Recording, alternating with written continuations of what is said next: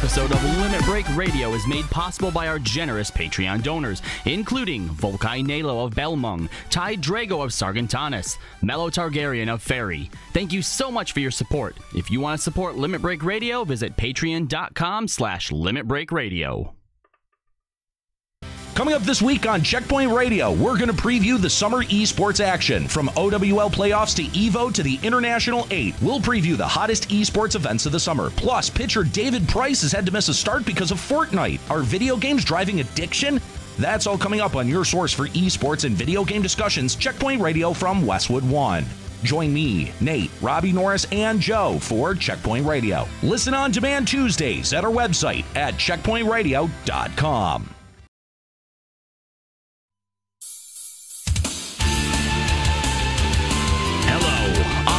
Xenos. You may remember me from previous conquests such as Doma and Alamigo. I'm here to tell you about a product that will make literally all of your problems go away in an instant. Introducing Sultantropic Enzyme Polymer. Just a dab of this miracle powder will make any plot-related worry a thing of the past. Dead Sultana? More like sleeping Sultana. Thanks, SE. Giant castle collapse on some friends? Try being gently washed downstream instead. Thanks, SE. Literally sliced your neck open and committed Sudoku? Become one with Gali and Jesus and walk once more. Thanks, SE. Sultantropic Enzyme Polymer is your one-stop shop for all irritating things plot-related. So the next time you write yourself into a corner, just grab a bottle of Sultantropic Enzyme Polymer and thank your lucky stars. Thanks, SE.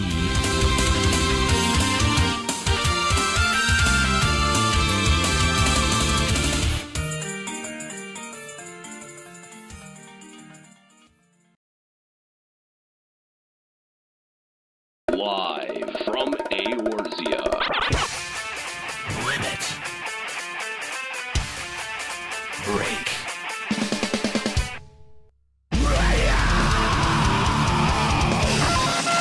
with your hosts, Aniero. Now behold the horror you have wrought. Kallo. I said don't take your clothes off. Juxtaposition. I don't get it. And Mika. Oh my god. LimitBreakRadio.com. 5, 4, 3, 2, 1. Welcome to Limit Break Radio, episode 160.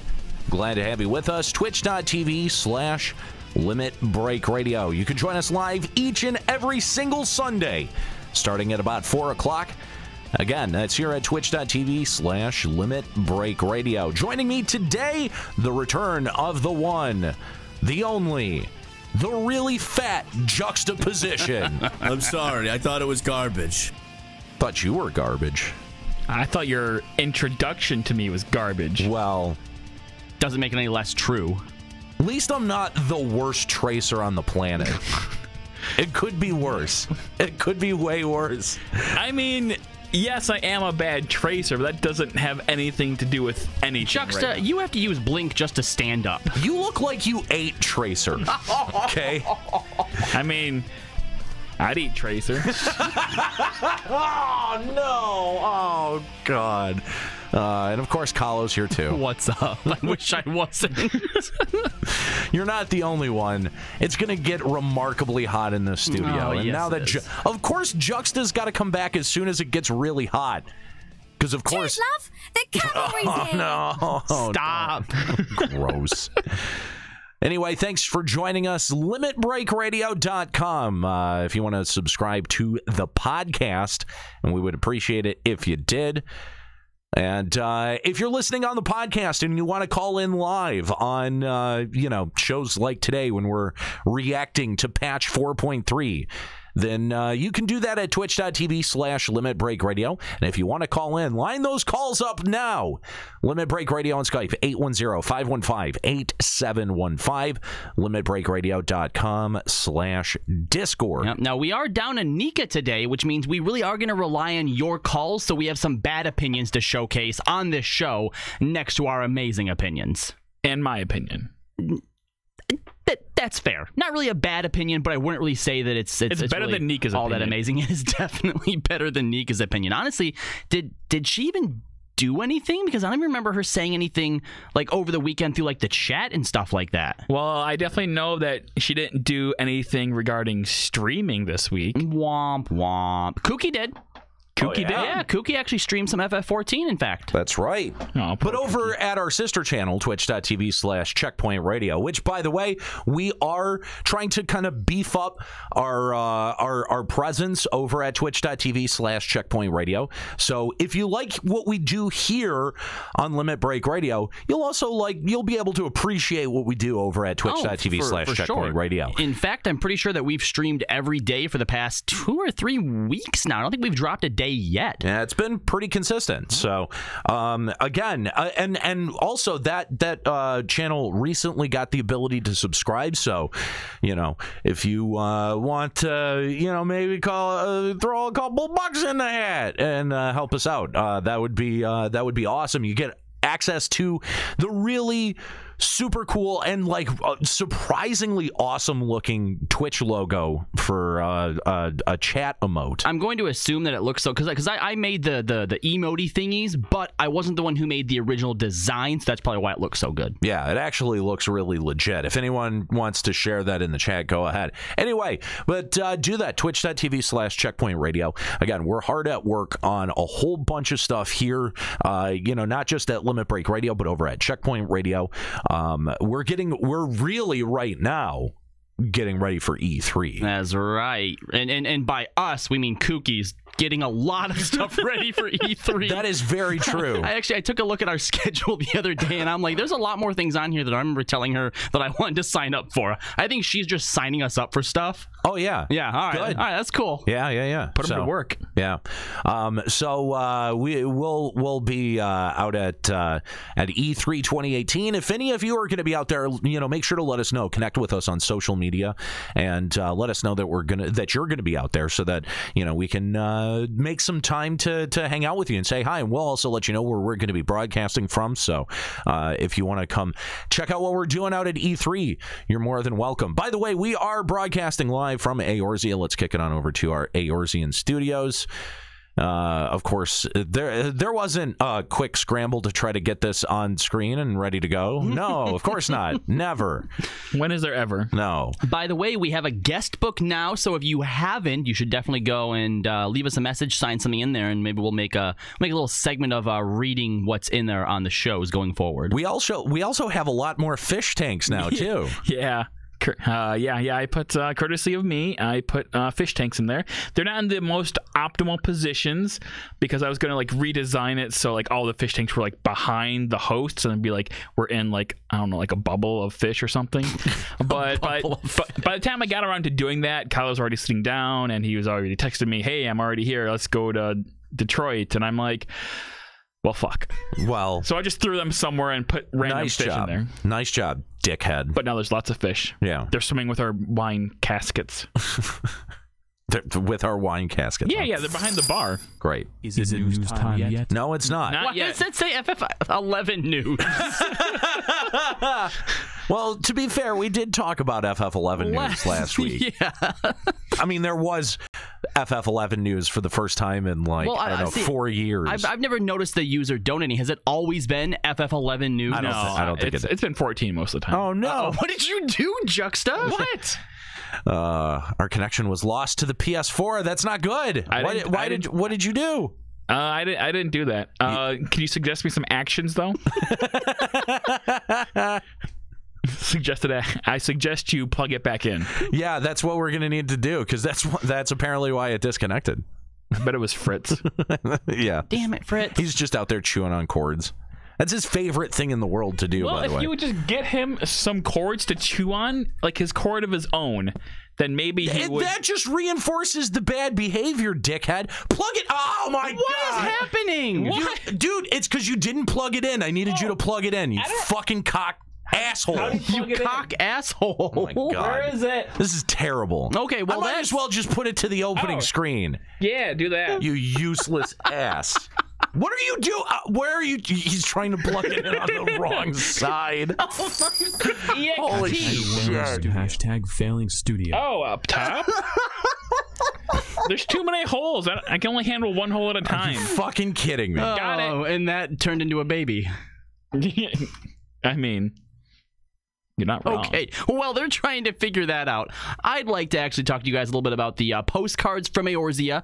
You should have obviously by now gotten your Nika one. The next one going out is Juxta. Juxta, is it a good one? You've seen it. I sent it to you. Did you? Yeah. Overture 100 hopefully Nika was sold into Persian servitude. Hashtag praise Juxta. Wow. Hashtag praise Juxta. Jesus.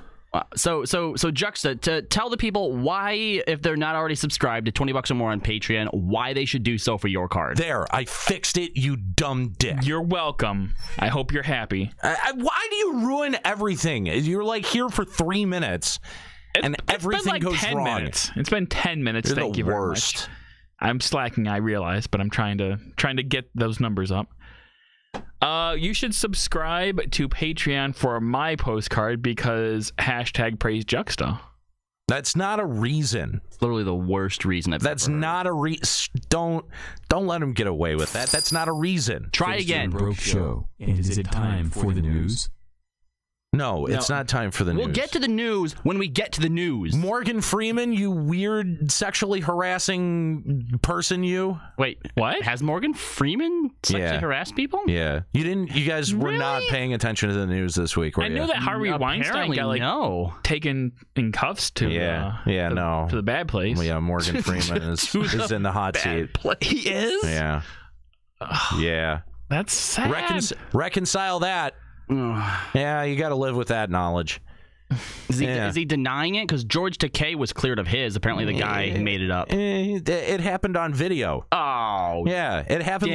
Like he was like hitting on reporters in interviews, and like it's awkward, man.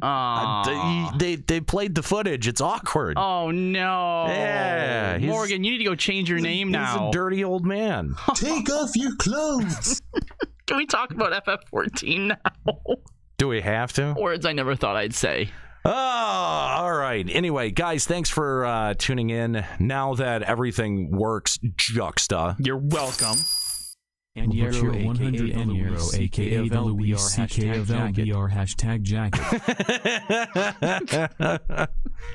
Who have I forced to watch me jack off? Yeah, I don't think he's done that. Besides our audience every time we do this show. But that's like in like a metaphorical way. Yeah, this show is like, metaphorically masturbatory.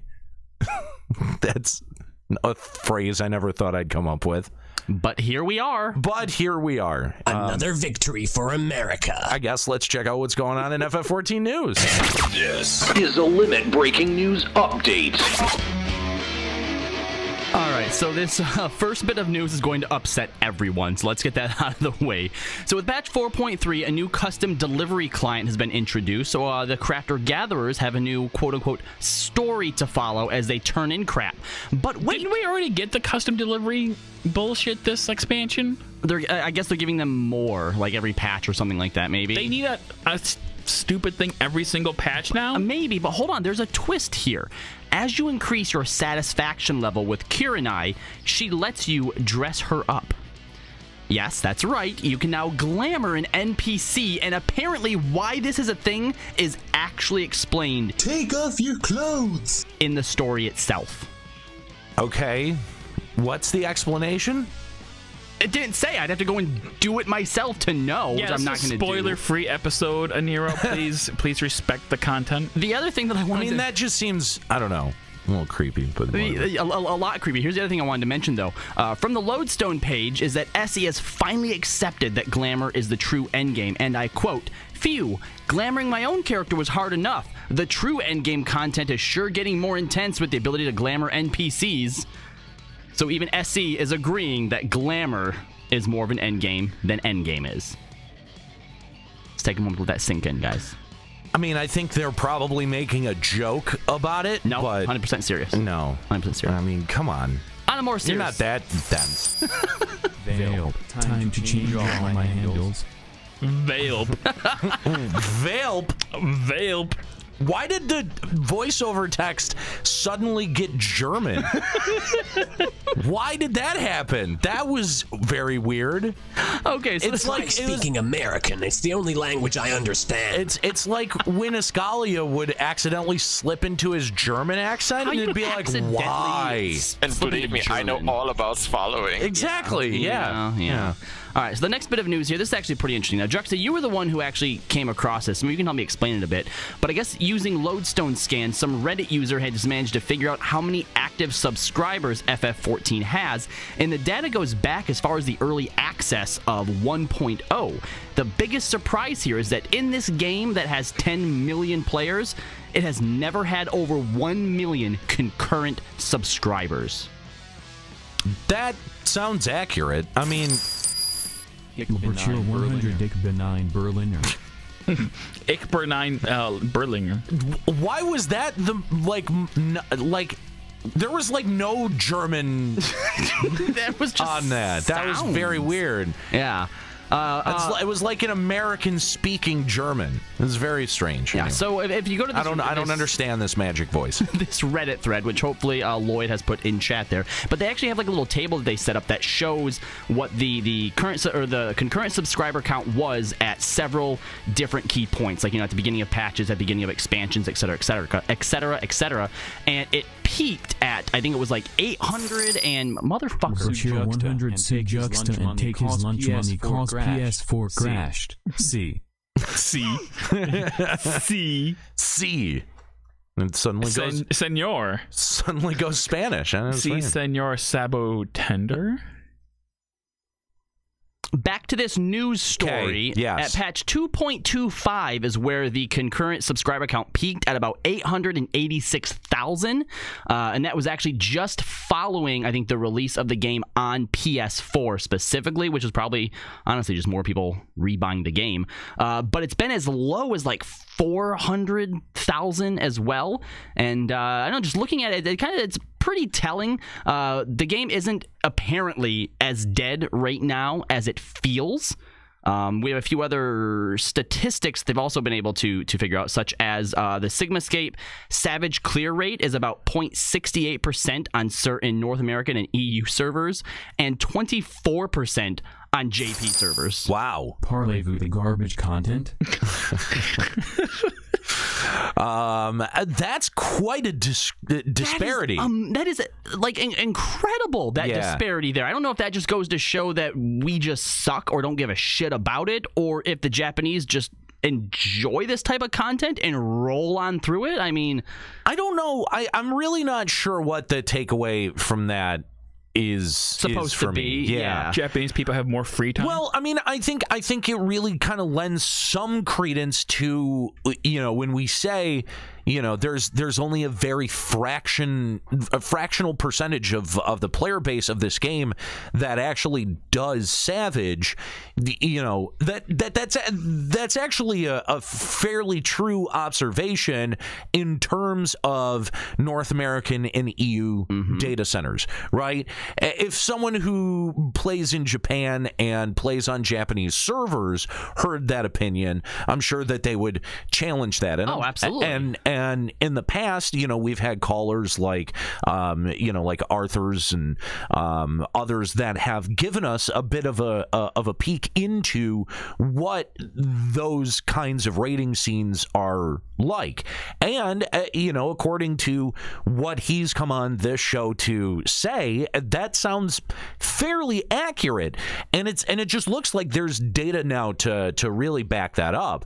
And so, it is very difficult for me to take, I think, the North American raid scene as seriously, knowing how few people are even involved in it. They also mentioned, too, that server populations hover between 5,000 and 11,000 active characters, with the exception of Belmong, which sits at over 18,000.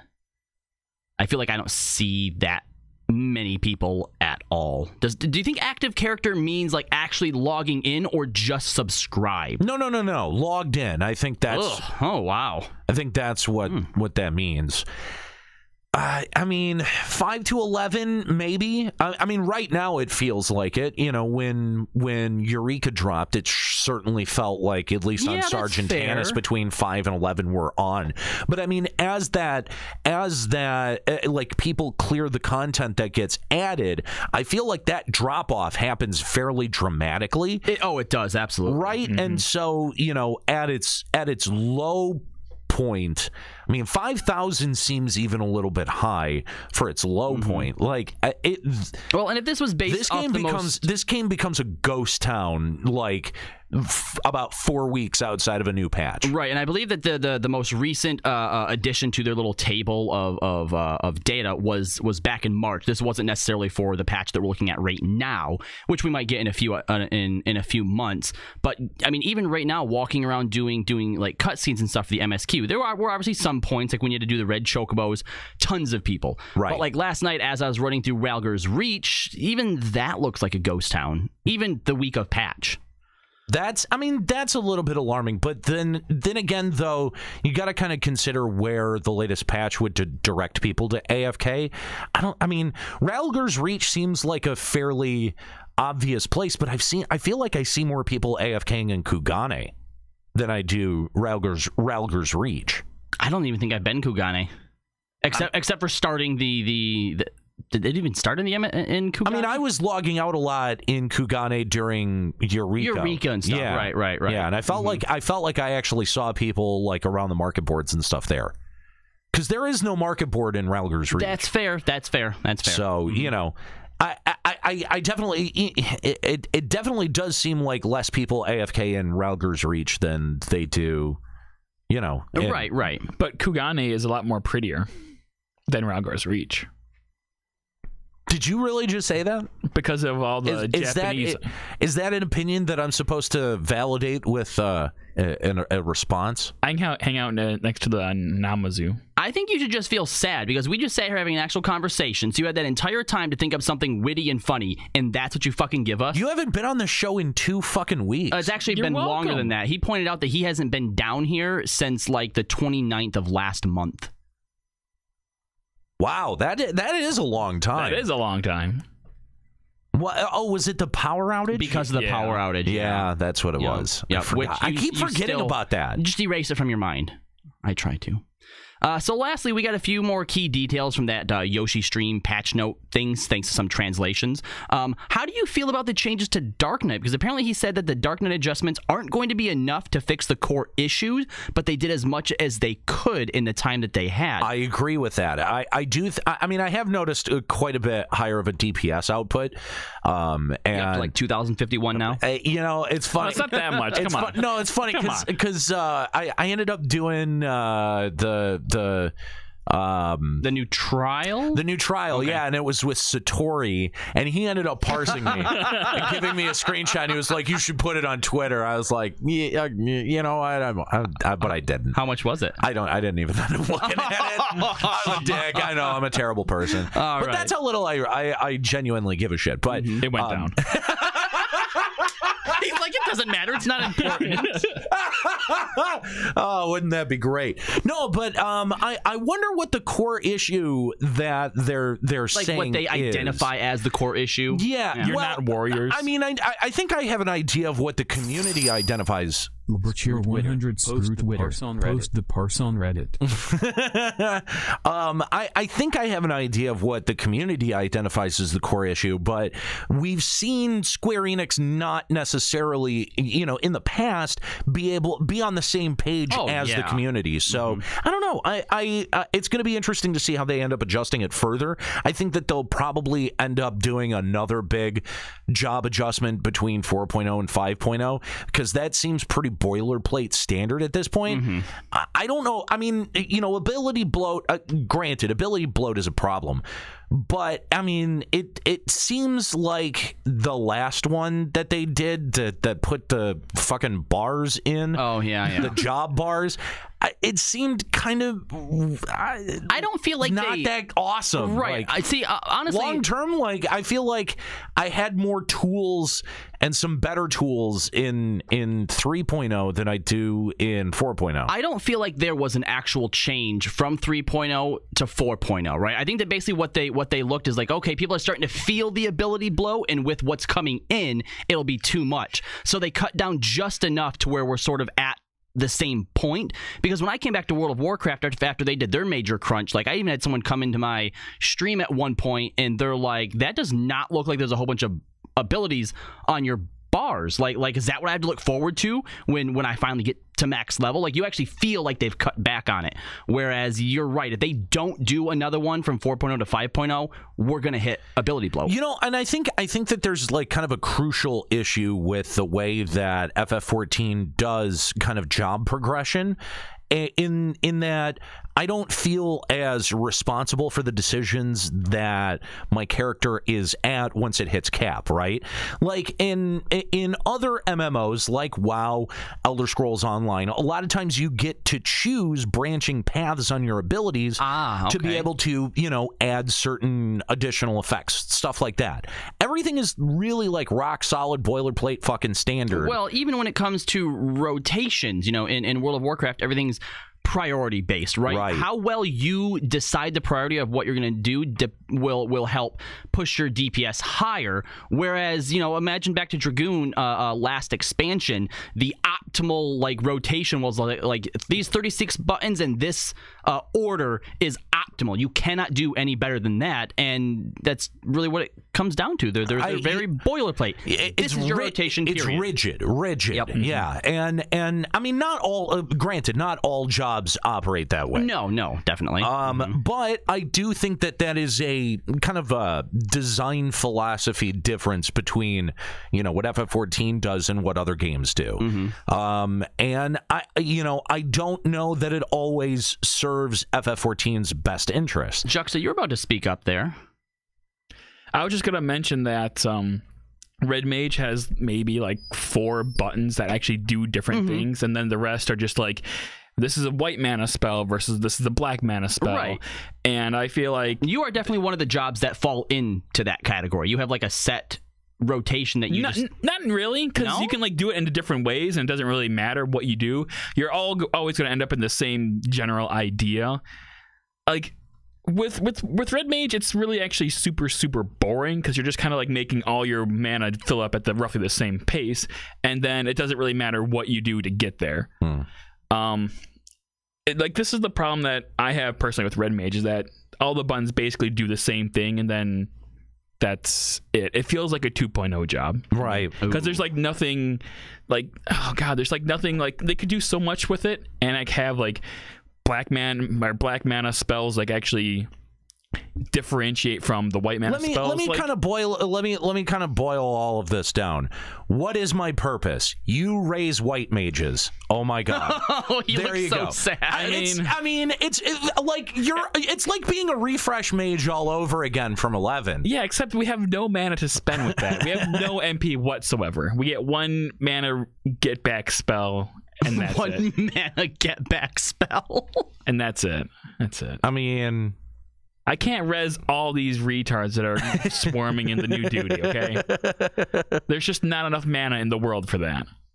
Yeah, so anyway, getting back to Dark Knight, I don't know what they're going to change, but it'll be interesting. All right, well, so this aquarium bug that Juxta mentioned last show, apparently the reason that this is an issue is that if you try to stack aquariums on top of each other, it actually causes a client crash. That's why they temporarily reduced the limit from 10 to 4. And they said that if you find some way even now to stack them and it crashes your client... Spoilers, there's a way to do that. You're not even going to be able to remove them, because just entering your house will cause your client to crash, and it could lead to other furniture items being deleted. So they said, don't do it, and if you do it, you do so at your own risk, because they're not fixing it. So, of course, what is the first thing that Juxta tries to do? I mean, I tried stacking them just to see if I could. Right. But here's the thing. If you were able to do it, it would have immediately crashed, and then you wouldn't have been able... No one would have been able to get in. Anyone who would have tried to come in would have crashed. Well, I couldn't, like, actually physically place it. Like, you can, like, put them over each other, and it's like, oh, no, you can't do that. It's like an invalid spot. So Aniero, I'm like, could you imagine if you would have tried to log on today, and, like, as you walked in, it crashes? And, like, as I tried to walk in, it crashed. No, actually, because I would have came in before he did that, right? Yeah. So I want to know. I'd have been like, well, I was able to get in just fine. Right. So you would have spent who knows how long trying to go in crashing. How long do you think it would have been before he actually said, yeah, I think that I did that with the aquariums? Probably a week. I wouldn't have At ever least said a that. week. I'd be like, it's gotta be this bad Square-Enix servers, man. I don't know. It's weird. Funny how that works. Yeah, we would be calling Square-Enix in protest and doing shows from the lawn. Shows from the lawn. Oh, man. I can't believe you. Yeah. I cannot believe you. You're an idiot. So they've also said that after players actually try out the new greed-only system, if they still don't like the idea, they will consider removing it for the 24-man raids. So there you go, babies. They're going to fix it for you. I've seen nothing but people hating on it. Yeah. He advised players should watch the E3 stream. Ooh. What do you think we're getting that's going to be FF14 related? I mean... Final Fantasy 15 crossover? That's... Event? Seems likely. Eventually? That seems like a fairly safe guess. I mean, you would have thought that was a safe guess when 15 came out, like last year. I know, but Square-Enix can't execute anything properly anymore. And then this last bit I made to ensure, or I ensured I got in here specifically for Aniero, but they fixed the footprints that particular mounts make. For fuck's Bear, sake. tiger, and wolf, because players had sent feedback. Ubershare 300. I will consider a $100 Patreon sub if you stream the stack crash.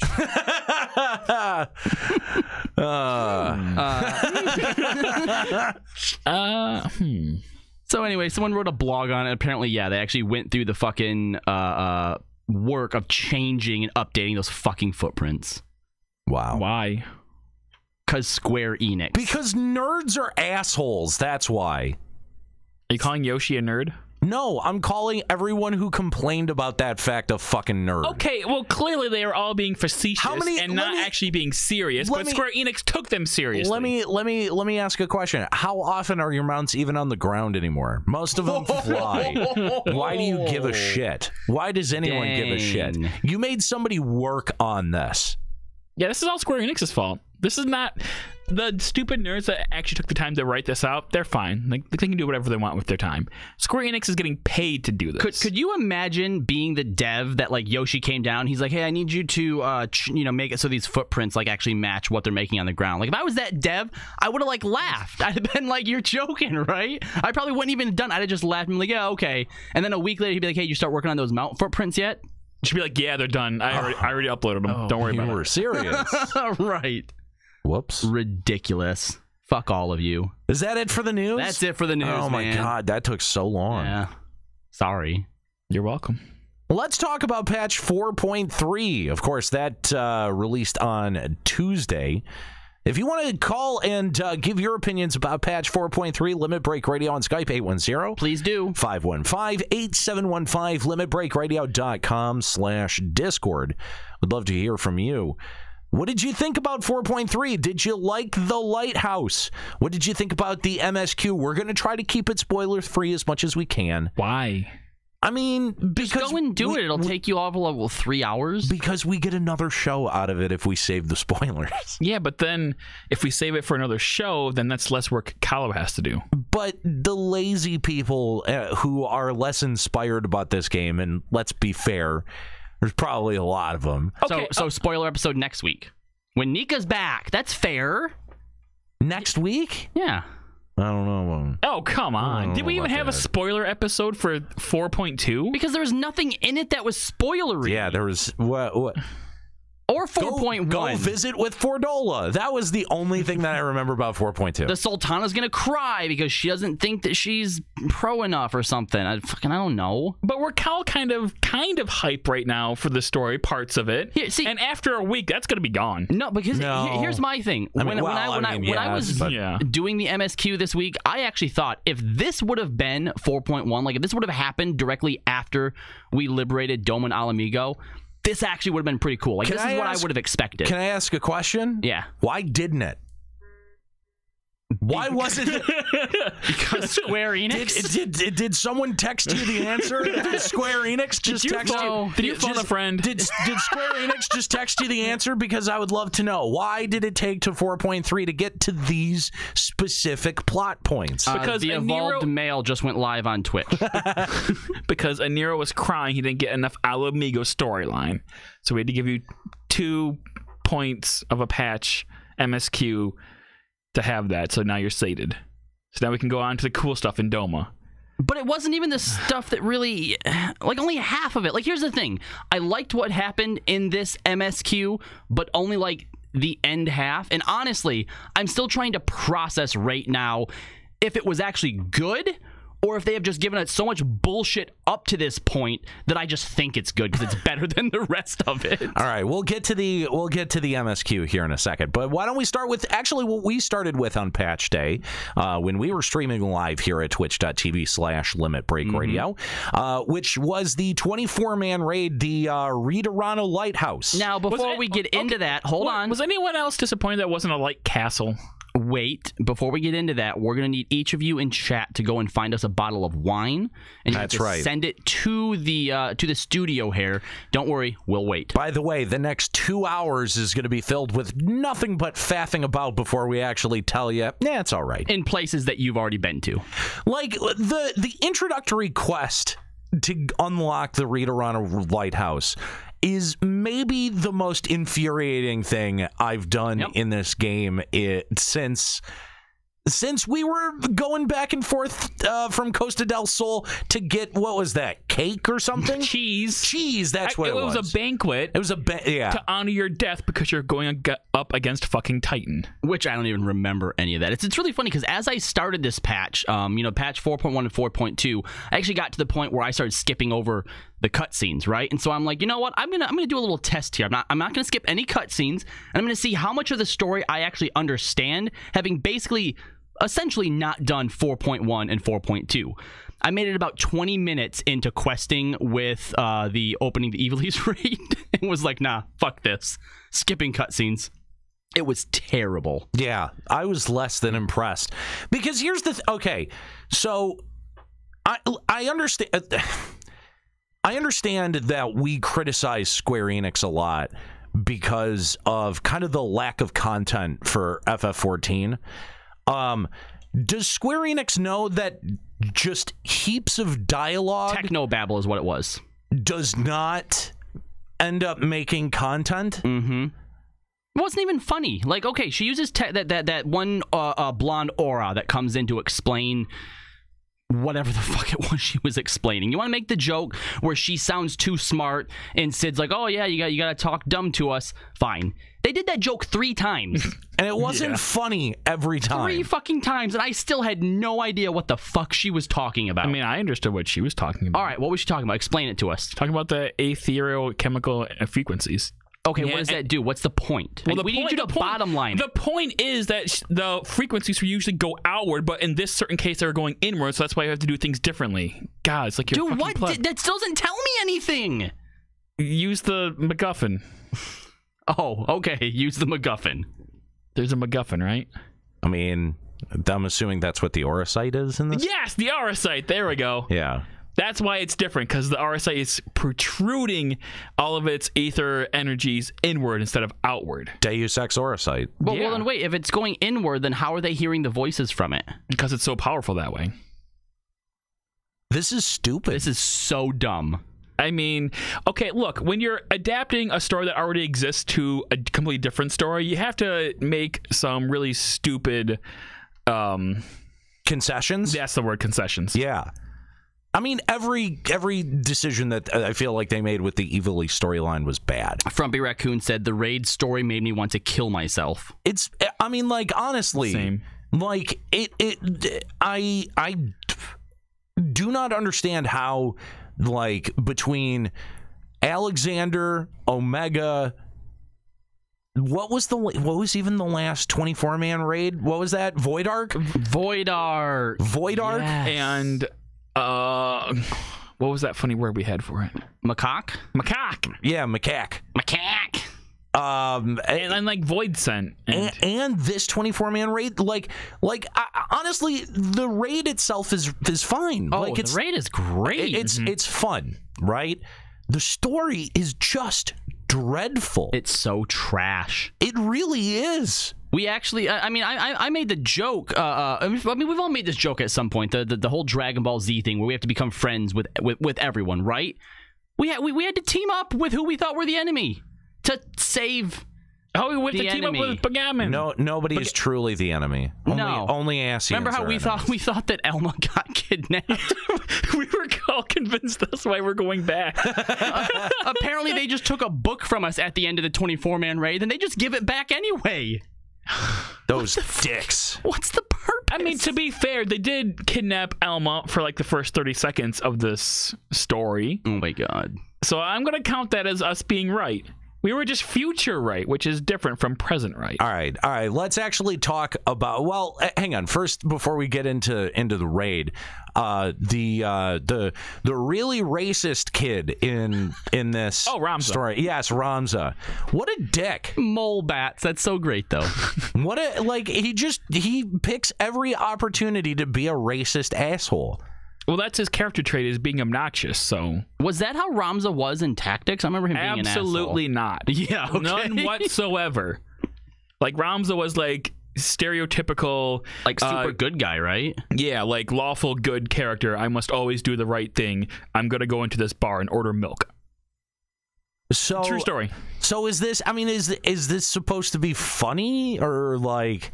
I mean, they're two completely different characters, so it's... Super Mooney Xanadu says we're being too honest. He would like us to lie to them like the other Twitch streamers do. All right, well, you're a really cool dude. Hey, he subbed earlier. He's kind of a cool dude. Wow. You're a dick, Juxta. I mean... Yeah. Frumpy Raccoon, your follower said Ramza position, and everyone seems to be agreeing with him. Oh. So I guess everyone knows that you're the racist person on the cast. Yeah. You were before, though. No, you tried to make me, but I think people saw through it. Because you were being racist. Do we need to talk about the thing that I said today when we were leaving Flint? Yeah, the part where you were racist? Oh, no. That was you. No, you were the racist one. No, that was you. Okay. We were being racist in the car. Yeah. Not we. I'm picking up on that. Anyway, so we go into the reader on a lighthouse, and we've got a lizard that has a really big jackanarm, a racist, his weird sister, and some pedophile looking dad. Yeah, oh my God, he does look like a pedo, and some blonde aura chick that can't seem to speak properly. Anyway, so let's actually talk about these fights, because these fights were actually legit pretty fun. Pretty fun. What was the first one? Was that the water guy? Yes, Famfrit. Just Famfrit. Does anyone else think of fire when you hear Famfrit? Yeah, kind of. Yeah, I didn't think of anything. I just thought of the server. I don't think I had a context for a Famfrit. Server? Yeah, there's a Famfrit server. Famfrit server. It reminds me of Ifrit. That's why I think fire. Yeah, okay, maybe that's it. Yeah. Maybe that's it. But yeah, no, I didn't have like a frame of reference for a Famfrit. The first fight, though, unlike the last Ivalice, which we had a lot of trouble on going through, we actually managed to one-shot the first boss. I don't know if that was a matter of the difficulty or just having such a well, yeah, he's eating Tide Pods. He's fucking half retarded. I think that I prefer raid mechanics that I don't like ad switching in shit like that, but just having to dodge things that are a little bit more dynamic than just circle here, circle there, which I think recently they've been doing a lot better with. You know, him dropping the Tide Pod that, you know, blocks off a quarter of the room, or the giant like hydro twisters that are like flying around. When it feels like the mechanics are part of it in some way instead of just the circles. I mean, there's really no difference between them two except for aesthetically. But I guess it's just something that is I hate using this reasoning, but it's a little bit more immersive, and it makes it, I don't know, just more fun in my eyes, right? It's fine. I mean, if this water dude suddenly started using like a fire attack, that would just be stupid because it wouldn't be as immersive. Well, I mean, just imagine instead of using all the water and stuff in the twisters, it was just literally, all right, this red spot is where something's going to drop, right? The fact that they've been moving to use actual objects and effects as opposed to just the circle targeting stuff, I think it also makes things feel more original. On the second boss, Ivalice, he does a thing where he will pick random squares and like charge around and then in like a different direction, right? That is ostensibly just the Ifrit charge, right? But I mean, not necessarily. It is the fucking Ifrit charge. I mean, he appears and he charges. Bare minimum, that's what it is. Well, yeah, but then he changes direction too. But it still feels like it doesn't feel old and used out, right? It still feels like fun. Why? Well, I mean, first of all, the fact that Juxta couldn't seem to maintain a stable connection during the Ivalice fight was just that my fight, favorite part of this whole dungeon. And it wasn't even just Juxta, just people in general. Yeah, it seems like there's a weird it seems like there's a weird connection issue with specifically Ivalice, and I don't know if that has to do with the way that fight was programmed or whatever.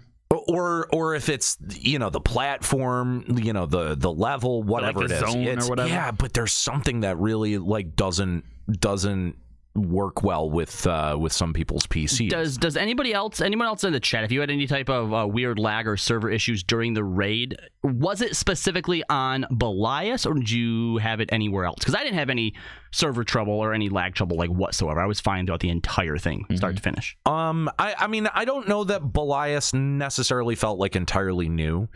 I mean, it was a fun fight. Don't get me wrong.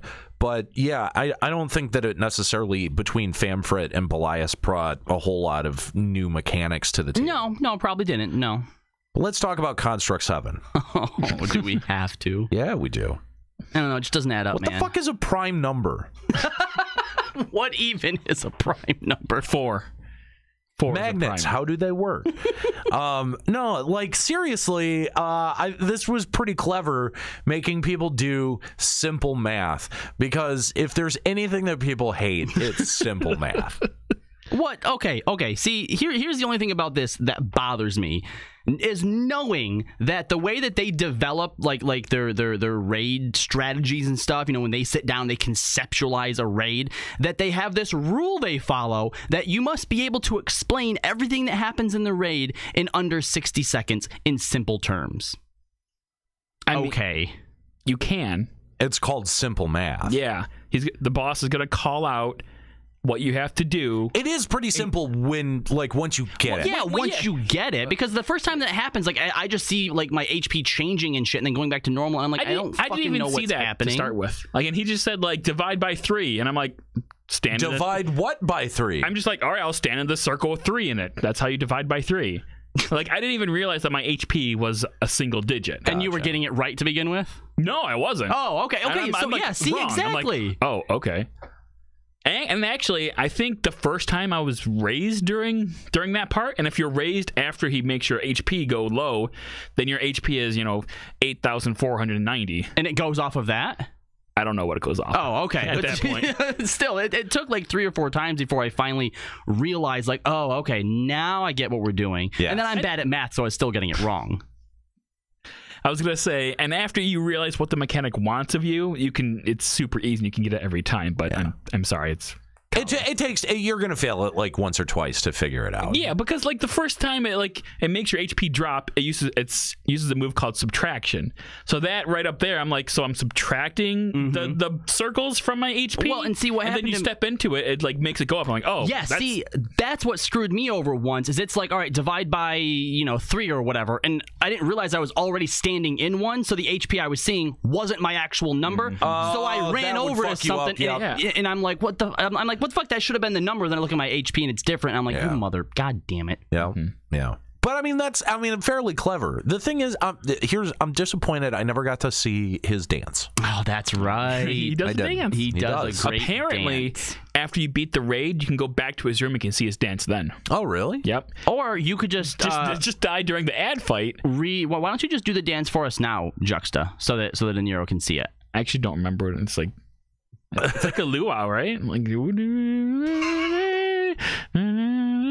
little bit like that, right? Is that what it was?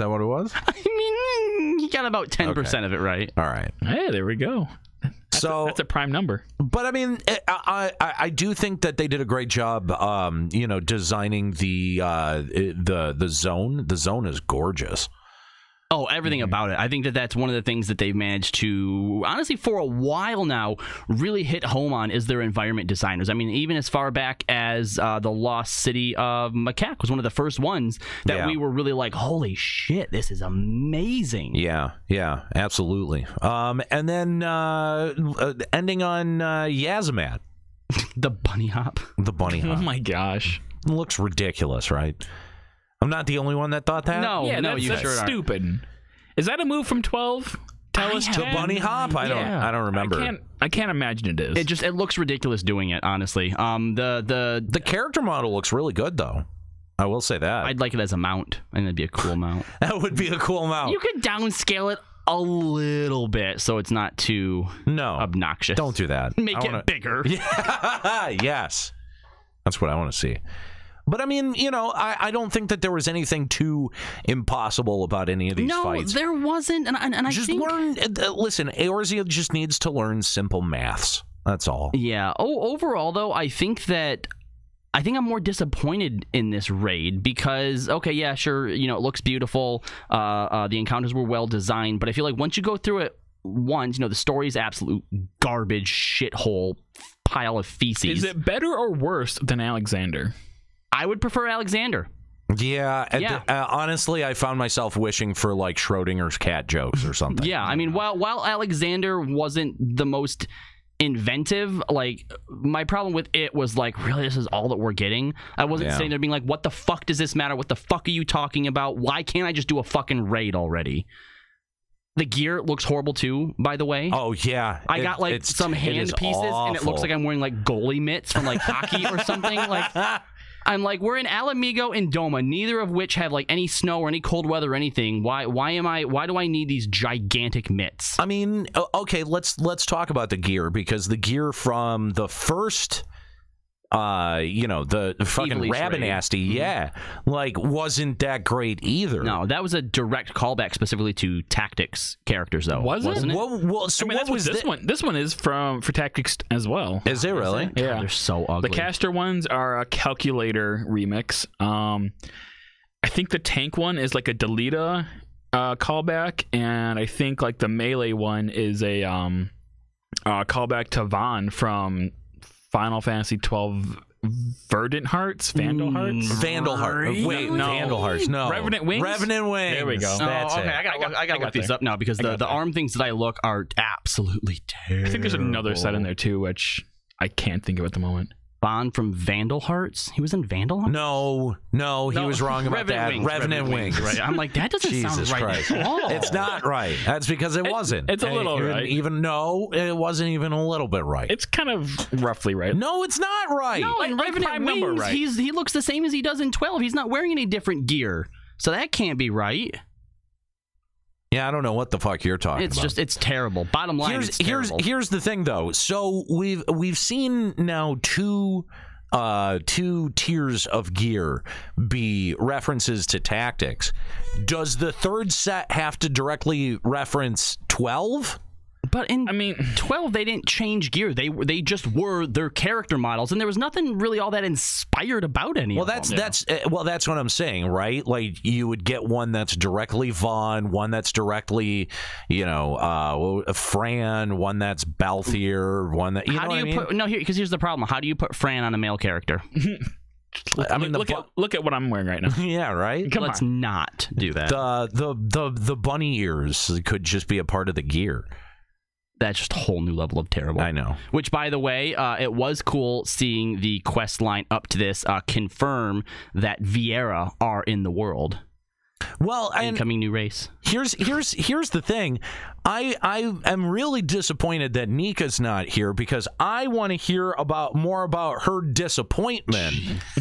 That this isn't canon to both Tactics and 12. Hold on. Saying it's not canon, I think would have been actually a okay defense. But specifically what she said is, I'm so upset that they have overwritten the canon. That this now makes a new canon for the past games. It does not. What the fuck, Nika? It does not. I don't know what mental gymnastics Nika's trying to do to be able to put this into... But before it came out, they said it was canon, that they were all the same place. You ever hold on to an idea like a life raft? I feel like there's a little bit of that going on here. But yeah, so it's... it definitely, in this section of the raid, confirmed that there is no canon connection between the two games. So it's all a 100. It's all a flak cannon. Okay, it's all a flak cannon. All right, all flak cannon. Sure. Yeah. Anyway, so but the story is terrible. Really bad. When I heard the 24-man raid was returned to Ivalice, I just had a moment of dread when I heard that. But here's the thing: the way that they handled it in the first, in Rabanaster, I actually liked all of that. I didn't really have that much of a problem with it. To see how they took not just a place now, but actual characters and mythos and stuff, and wove it into its own sort of its own branch of Eorzean history. That was actually really cool. I really enjoyed that. But now this whole leg here, everything about this is fucking terrible. I'm getting tired of Eorzea being a dumping ground for other Final Fantasies plot leftovers. You know what I mean? But if they were to use it in a way that actually felt worthwhile, that's one thing. Okay, that's fair. But the fact that everybody has to team up and nobody is actually really the bad guy is fucking stupid as shit. Okay, but this is a really new and interesting plot arc, is having the bad guys team up with the good guys. Because it's not. It's new and interesting. No, it's really not. You can explore so many different avenues of that. Like the bad guy being mean and condescending to the good guy. Limit Break Radio on Skype, 810-515-8715, limitbreakradio.com/Discord. I'm sure that there are some people out there who disagree, who think that, I don't know, maybe that the Ivalice raid was the bee's knees. A well-written, well-crafted, high-functioning psychopath. I don't know where that was going, but that, maybe you really like the 24-man raid.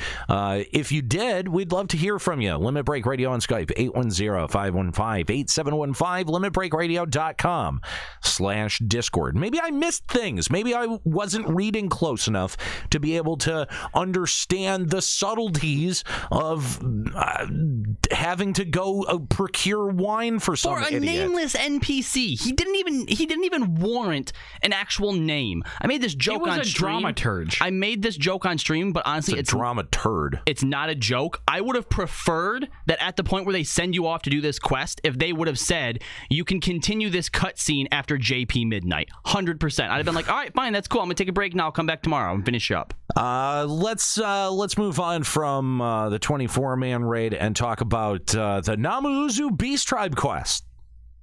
Anyone here do them? No, I'm not surprised because you guys have lives and dignity. To be fair, I was going to attempt to start doing them. Only because you wanted to put Namazu NPCs in the house to upset Aniero. Yes, definitely. That's exactly the reason.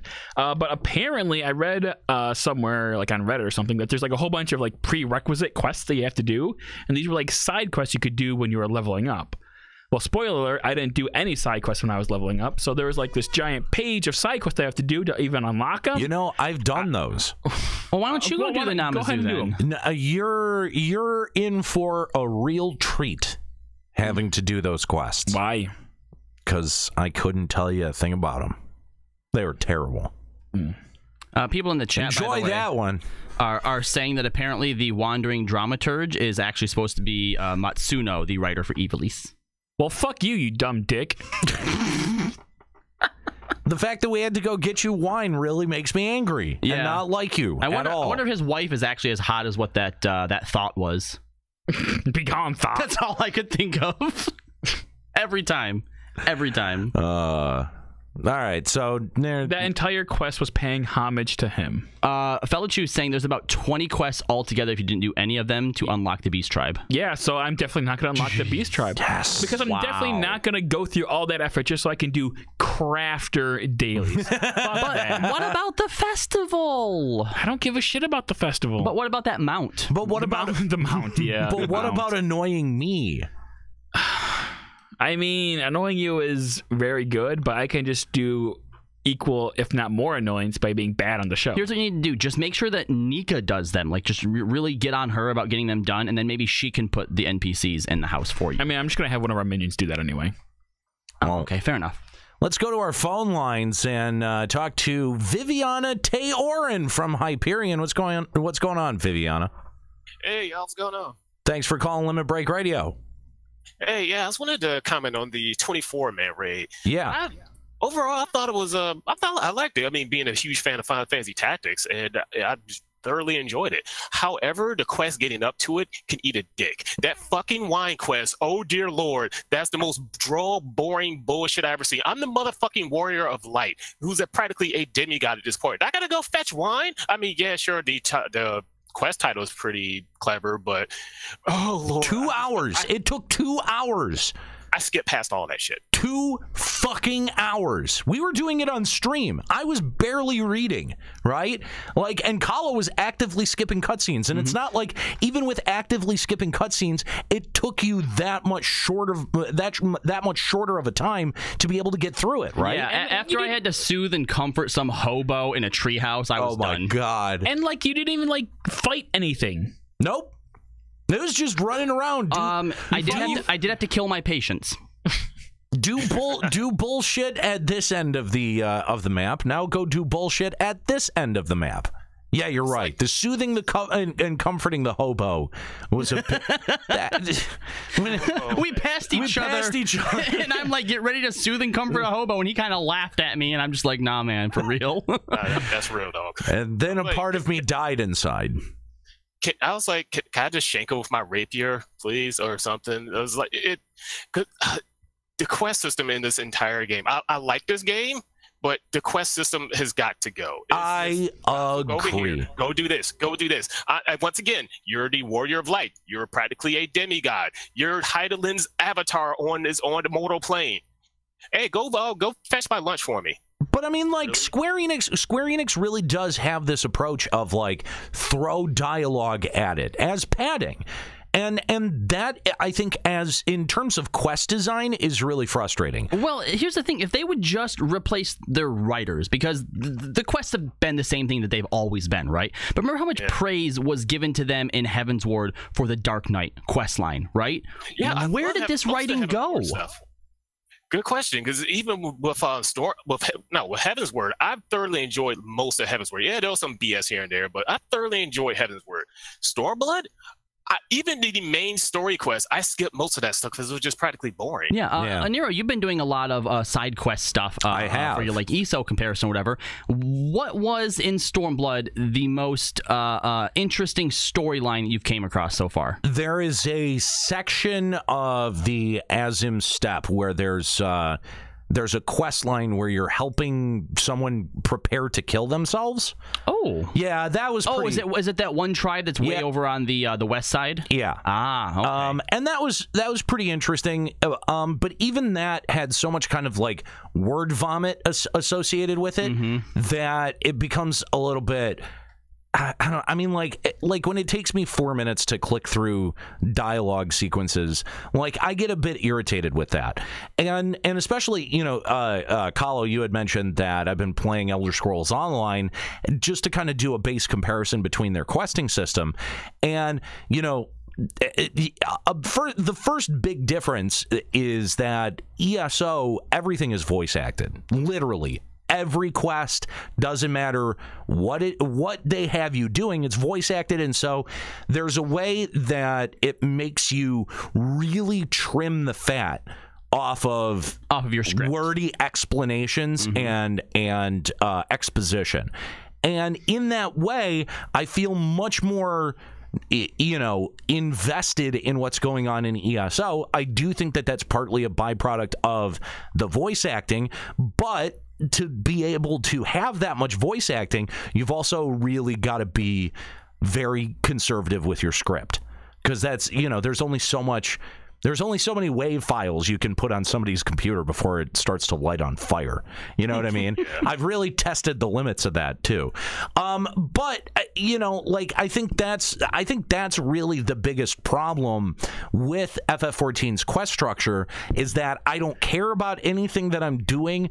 I'm picking up the quest, going to the point that it sends me out to. But even when I do read the text and I pay attention to the motivation that I'm supposed to have, it's not good. No. However, on one positive note, on the 24-man parade, I do love Construct 7. I love that fight. It's just so funny seeing that how many people who can't do simple math and know what a prime number is. Yeah, that's hilarious. But still, I just had a huge, like, you know, I just went full fanboy. I was like, oh shit, Construct 7. We need Tam to come back and do a Mambo number 7 parody. Construct number 7. For Construct number 7, I like it. Oh, man. I agree with you, though. Construct number 7 is one of the better fights in the game, I think, right now. And, you know, I think if you can also teach your audience something at the same time, that's a bonus, right? Like, when am I ever going to need to know what a prime number is? 5 + 4 = 9. There you go. Yeah. So the next time when your daughter is growing up and she asks, why am I ever going to need to learn math? You can explain use Construct number 7. Yeah, exactly. And the thing is, like, if you were doing new math to be able to figure out Construct number 7, what would that even look like? I don't even know. You could literally pick any one of them and it would be right. Right. Yeah, exactly. Anyway, thanks for the call. Appreciate hearing from you, Viviana. Do you have any shout outs before we let you go? No, not really. All right. Thanks for letting me vent about those stupid ass quests. Absolutely. Thanks for giving us a call here on Limit Break Radio. Limit Break Radio on Skype, 810-515-8715, limitbreakradio.com/Discord if you want to call in. We'd love to hear from you and hear your thoughts on patch 4.3. So we've also got the Four Lords story, which was attached to our newest dungeon, the Swallow's Compass. First of all, I thought the Swallow's Compass was pretty well done. Me, I know all about swallowing. Thank you, Scully. I thought the trek that you make to the first boss was fairly hilarious. It's as if Square-Enix has heard our criticism about, you know, having dungeons just be one big long hallway, and they said, well, we're going to take those hallways and turn it into a circle. I like how even though it is a circle, you actually have to go one direction. Yes, because you can't go the other direction. Why is that? Why? Just having that one choice, if you go left or right, I would have sat here and I would have praised them for having at least a little bit of dynamics in their dungeon design. That is really sad. But it is not. No, that's not what we get. We just get that hallway like just crooked around into a fucking circle. Can we? I really want a dungeon where just one choice matters or makes a fucking difference. I just want one dungeon that's not a fucking hallway from front to back. That could be confusing. It's not. It could be. No, it's not. I don't know how they do that. I don't know how they make a decision that matters. The best you're gonna get is you get a fork, and if you go one way, you fight tonberries. If you go the other way, you fight jellies. But they each still just end up at the boss. That's 1,000 Miles of Total Rap? Exactly. Which is one of the better earlier dungeons. Yes, it is. Still, when you play it, you've got to make a decision. You've got to pick a path. Fuck, why is this so hard? Why is it so hard to design a dungeon that's not just one fucking hallway? You know what upsets me the most too is when Yoshi P does talk about how some content is made, and you see the amount of work that goes into something that when you finally get it seems so simple and uninspired, and then think about all of the quote unquote work that goes into these terrible quest lines and this word vomit and all this bullshit we don't want. And imagine if they just didn't do any of that, how much extra money and time they would have to pour into the things that actually matter. It's sad. It's sad. That should make you feel bad. Like is it sad that I did try to go left the first time that I did this dungeon? I was like, fuck it. I know everyone's gonna go right, but I'm gonna try to. Why is it blocked? Strife. That was literally my question. Strife 24 in the chat says, sounds like Aniero needs some WoW Mythic Plus in his life. God damn you. Go away, Strife. But those dungeons are still one. Stop trying to tempt me. But they're different because of all the I mean, fair. What do they call them? The affixes? Yeah. So, all right. Was this dungeon kind of boring? Who was the last boss? Super boring. I haven't even done Byakuya yet, guys. Seriously? Oh, you haven't done it yet? No. Oh my gosh, it's that early puller. Goku? Son Goku? It's Son Goku? It is? What is the last boss? I don't fucking remember. It's the fucking monkey on a cloud with a fucking quarterstaff. Oh, you're right. It's Goku. Yeah. Yeah. Lol. I was trying to remember what the other Dragon Ball Z reference is besides in this patch, besides making your enemy your best friend. Okay, hold on. Literally the boss of that fucking dungeon. That's not fair. That's not a Dragon Ball Z reference. That's like Chinese mythology reference. Which Dragon Ball Z used. Okay, and most people would identify as a Dragon Ball Z reference. Most people are idiot weebs. I know they with are. no actual culture. I know. But still, though, I'm gonna rack it up to.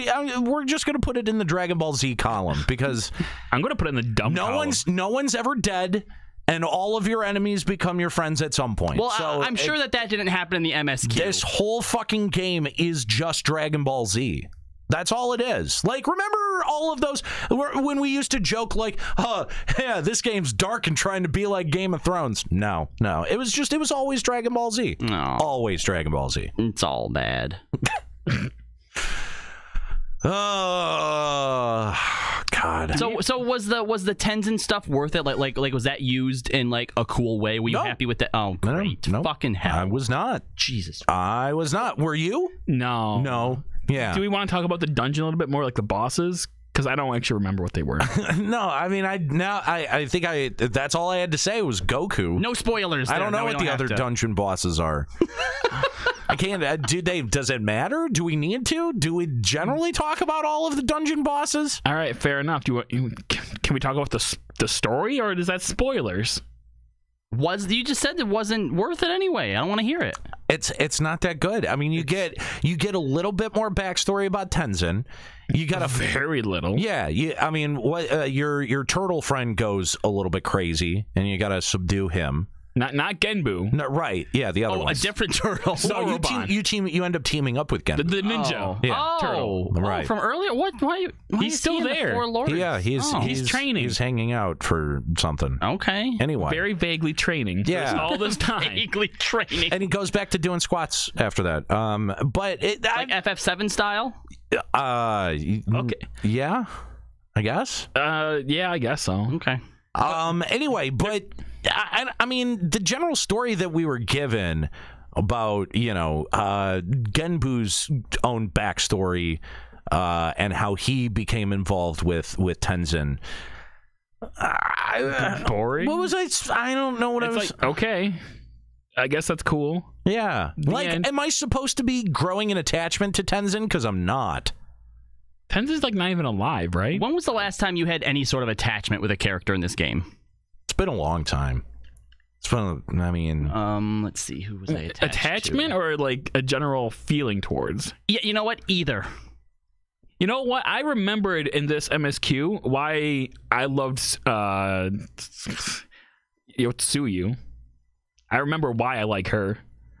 Because she's... Well, I guess we can get to that. Yeah, we're going to get to that in a second. But no, the Four Lords is kind of dead to me. All right, cool. I mean, it does. It doesn't seem to be building much of anywhere. It's on pause right now. So what can we say about it? Yeah, Great, no, like everything else. That's how it really feels. Like, I mean, we've got 2 more lords to be able to get through, and then whoever the big bad is at the end. Right. Right. How is this? I mean, we've only got 2 more patches. How is it going to play out? Is it going to be another dungeon with like Siryu or Suzaku at the end of it, and then a big circle dungeon fight for the other one? Yeah, and then the last one will fight the big bad guy, right? That's what I would assume. And then we have to fight Tenzin, which but do we? Maybe Tenzin becomes one with the big bad guy. Maybe. And then afterwards, he commits suicide. But then in 5.0, he comes back. I don't know, man. I feel like I can't even really predict the patterns of how this is gonna unfold. You know, back in the day, we would be excited that we wouldn't be able to predict the patterns, but now we're just super bored by not being able to predict the patterns. It's because... Well, because I don't think it's going to matter either way. It's not. That's it's going to be so... Remember back in 3.0 with Yooka-Laylee and the Warring Triad? And holy shit. What happened with that? Nope. Nothing. It's on pause. A big nothing burger. It's not on pause. It's done. A big nothing burger. Yeah, he's just like, all right, there, you did it. Here's my backstory. Now I'm just going to stand here while you go do other stuff. Do you guys remember that Yooka-Laylee was sent by Elidibus? Yeah. I mean, I completely forgot that until I read that on my phone. On the wiki or something? Yeah, on the wiki. I'm like, oh, that had payoff. I mean, granted, not much in 3.0 had a whole lot of payoff. Let's be honest. Let's be complete. Except I mean, for, honestly, the MSQ, I feel... The MSQ had payoff? What? At what point? I find myself interested in it again.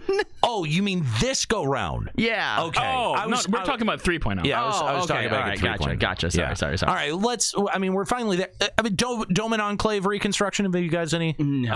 I started the quest, yeah? And then there's a point where you go back to Mordona, and it's like, oh, wait, talk to these Domans and help them solve their problems. And I'm like, okay, I'll randomly click on these Domans and solve their problems. And they're like, okay, talk to this lady, but she might have stuff you need to do beforehand, and it's another quest I didn't do, so I'm never gonna do the Dome Enclave. Wait, really? Yeah. Oh, I must have actually did that, because all I had to do was basically they come up to you and they're like, I want to get a present for this person. What should I get them?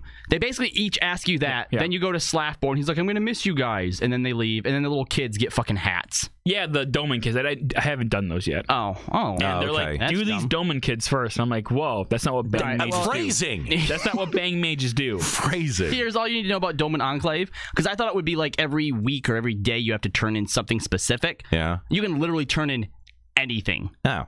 If you sell materia, Alagon pieces, literally anything. 20% markup. Wow, really? Yeah. So yeah, that's basically up to 20K a week, and then I guess it'll build up. So how much this is worth will depend once we get the first upgrade, how much it's actually upgraded. Yeah. Spoilers.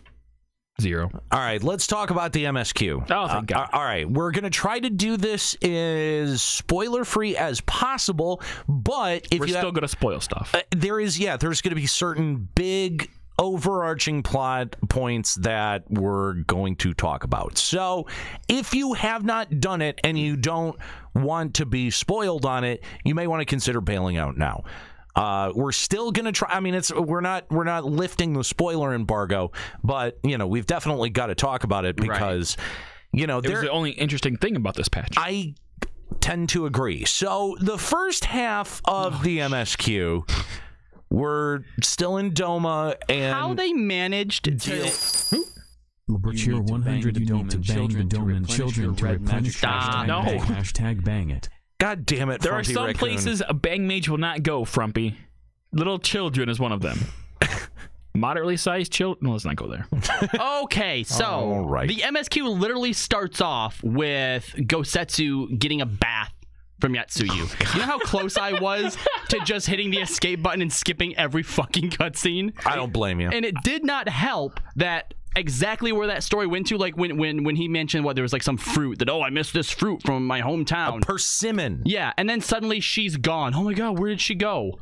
To get the fucking fruit, you moron. Of course. So we could have never predicted that. Yeah. So chasing her around. You didn't want to be in a room with large naked Gosetsu, this glistening hard ass nipples. Mm-hmm. Ballin'. Stop it. What are you doing? Just think of a Gosetsu. That's somewhere a bang mage will go. Good God. Yeah. So you end up chasing Yotsuyu around for quite a bit. The first day of trying to do the red chocobos was pretty hilarious. That was pretty good. Hold on, before we jump too far ahead, because I was too far. That was the first thing that you do. No. Red chocobos was actually the Ivalice. Oh, it was. That was You're right. With the Mobat. You're right. Yes. I'm sorry. I got confused because apparently every quest took place at this little section, this little corner of that map. Every single fucking quest line ended up taking you there at some point. Yeah. Look, what I'm really upset with is it could have been a really, I think, cool and sort of tortured moment for Yatsuyu when she comes up to this village that she was essentially this terrible, terrible person to, and they're all like, oh shit, she's back, Heian, you better fucking deal with her. And then in a split second, because one little girl is like, oh no, let's forgive her, everyone's like, oh well, okay. Yeah, okay, the little girl, yeah, it's fine. I mean, that's not the worst that Square-Enix has ever done. It's not, but man. It wasn't great, but I do think that, as we move the story forward and her brother enters the picture, brings her parents into the picture. I was dead?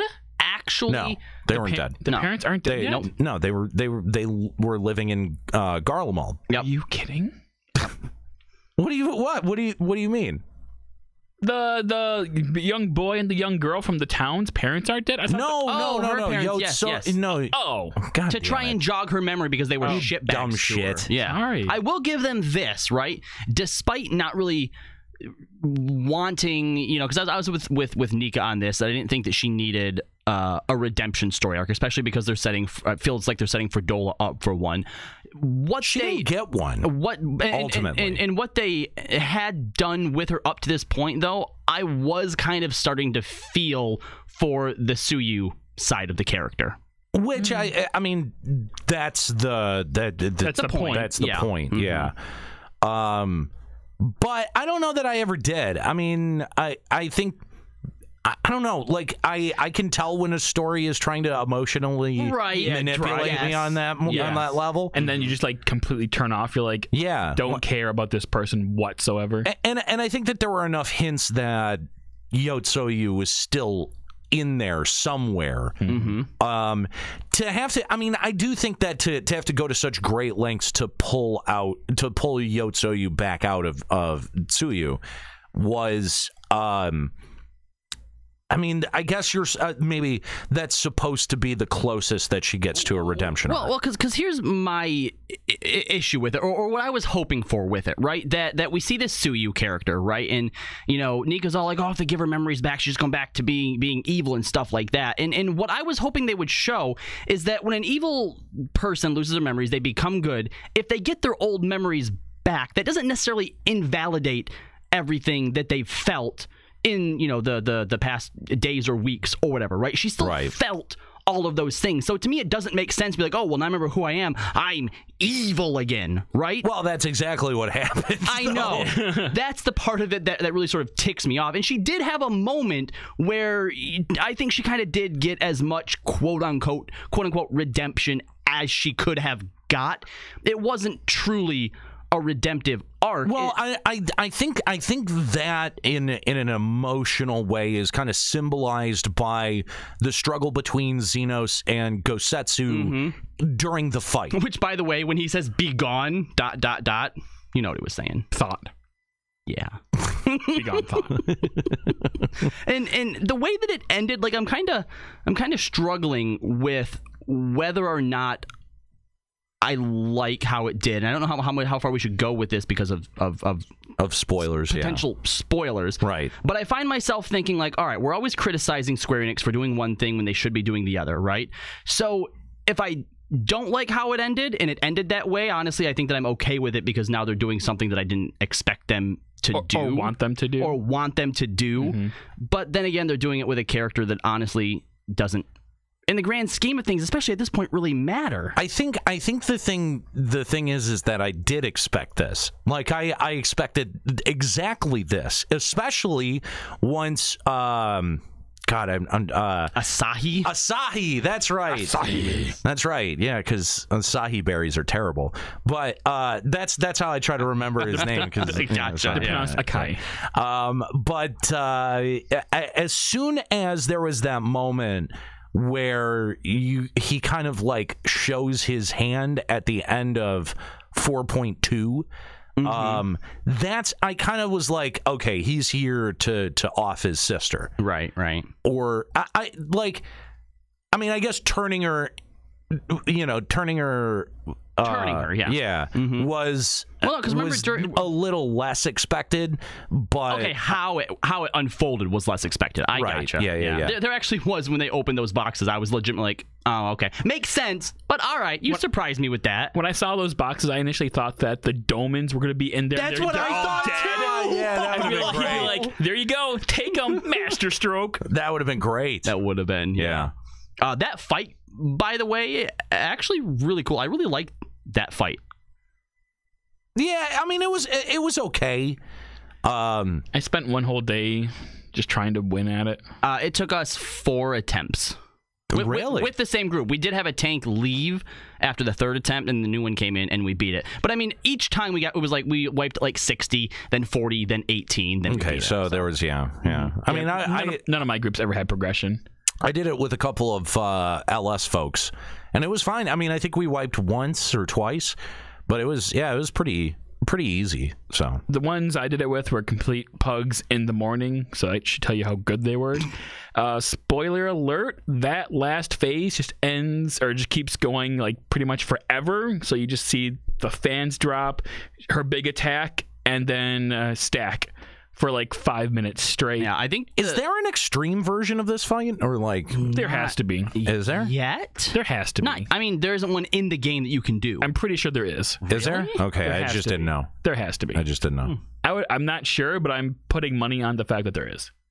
Well, I think the chat will let us know. Yeah, I don't know about that. The chat doesn't. Yeah, so they're saying they're saying there's not an extreme fight. Chat, you're pretty dumb.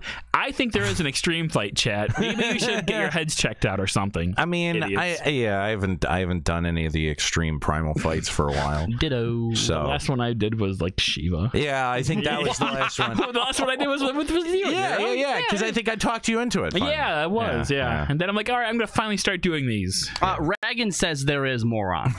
Oh, okay, never mind. Ragan says there is, so I'm sure there is. Yeah, Ragan knows what he's talking about. He's Canadian. Yeah.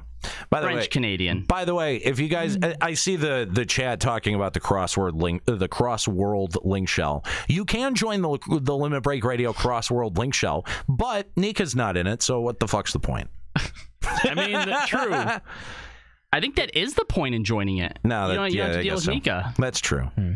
It's really hard to join. I'm not sure how we can. It's a pain in the dick. You have to, like, as far as I know, you have to like set up a party finder and then have them join the party finder, and then me has to like right click their name and add them to the link shell.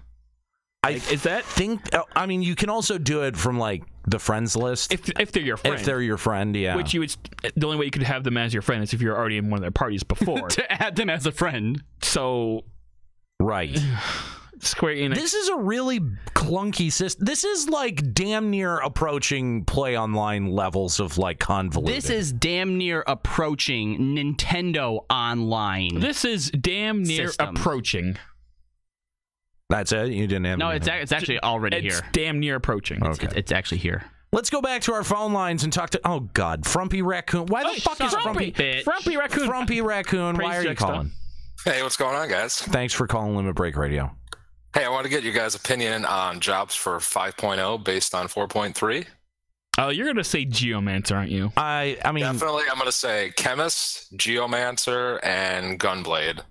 Okay, now I'm interested to hear your chemistry reasonings. Now more than ever, with us going to Garlemald, they can introduce Judge. Jesus Christ! You don't think Ivalice was the right time to introduce Judge? It's going to Garlemald. Well, you can't do it in the middle of an expansion. Oh my fucking They tried that with Ninja, and that was terrible.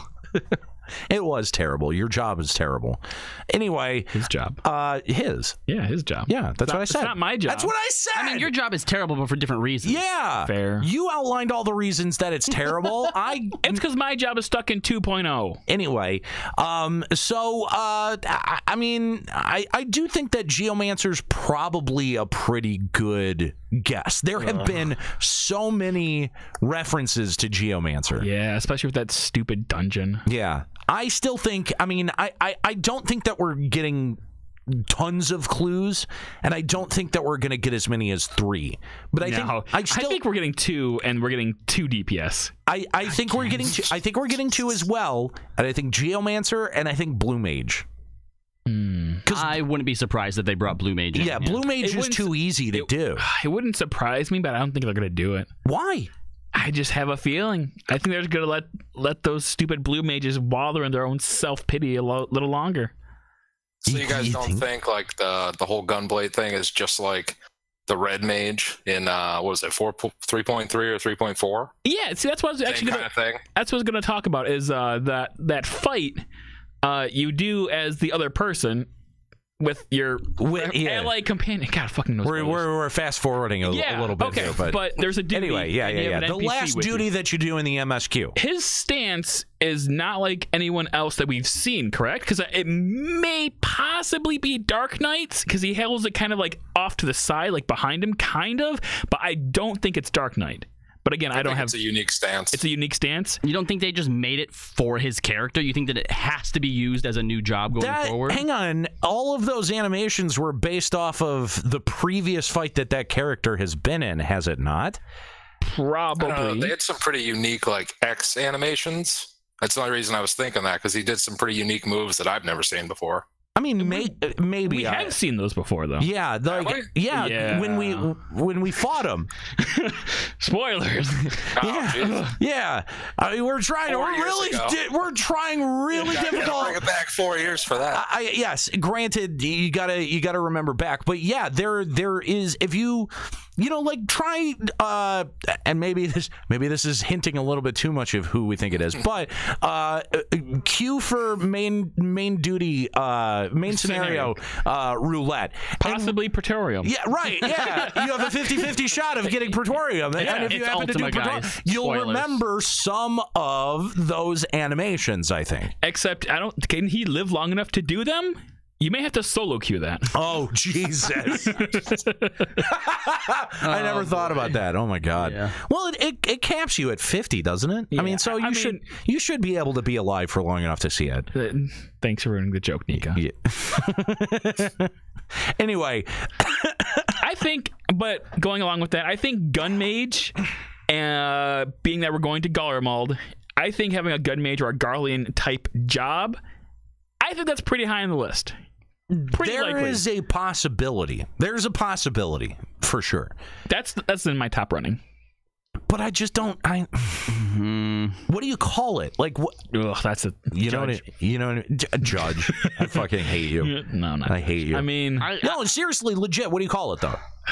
I have no idea. Gun Mage. Gun mage? Gun sword guy? It would have to be, I feel like it would Fucking be a gun sword guy? Okay, it would be a new probably job that they would have to create for FF. Yeah, which isn't unheard of, thanks, Astrologian. Yeah. Mm-hmm. But it would have whatever like Greek stupid name they are, like Levaticus or whatever the hell they'll call. I don't know. I don't think that even though we're going to Garlemald, yes, okay, I could see them doing that, but I also don't think they need to, because I think what would be more likely, and I guess they could still do this even if they introduce a job through Garlemald, is that we are going to get armor sets and weapons that are Garlemald inspired. So I can look forward to gun daggers. Well, yeah. Scholars will get gun books. I mean, you could gun staves, gun fists for monks. Yeah, gun sword and shield. They're coming. Wait, gun fists are just like guns. No, except like when you punch, they I don't know what to tell you, man. That's just a gun. Like the butt of a gun. So I was getting a drink, but I need to roll it back on something. Did I just hear you call a Legatus a Leviticus or something? It's close enough. Is that what you... Okay, you did, all right. I'm just checking. L-E-G and then like an us at the end. It fits. Isn't a machinist just the gun user? Well, yeah, but it's just a gun. It's a gun. We need like a different gun weapon. A gun hammer, perhaps? Gun shields, if it's a tank job. Dual wielding, of course. Dude, how cool would a dual wielding gun shield would be? I mean, it does seem like in the overall conflict that we are moving towards, more Dragon Ball Z like plot points, if I can be vague about that. Okay, right? So to have a quote unquote Garlean job would make sense with 5.0, right? Yeah, right. I think it does. So, but okay, hold on. But real quick, Frumpy, what is your reasoning for chemist? Because I can't see that. Oh, the chemist thing. I just thought it was funny because like you went on and on about that forever, and then they named the healer set in the Swallow's Compass chemist. Oh, really did they? I didn't know that. Yeah, it's like chemist gloves, chemist all this that. Yeah, I still don't think we're going to see a chemist. No. Probably not, but it kind of gave me a little jollies, you know what I mean? Yeah. All right. Frumpy Raccoon, thanks for the call, man. Appreciate Thanks, guys. Yeah. If you want to call Limit Break Radio on Skype, 810-515-8715, limitbreakradio.com/Discord. We'd love to hear from you and your thoughts about 4.3.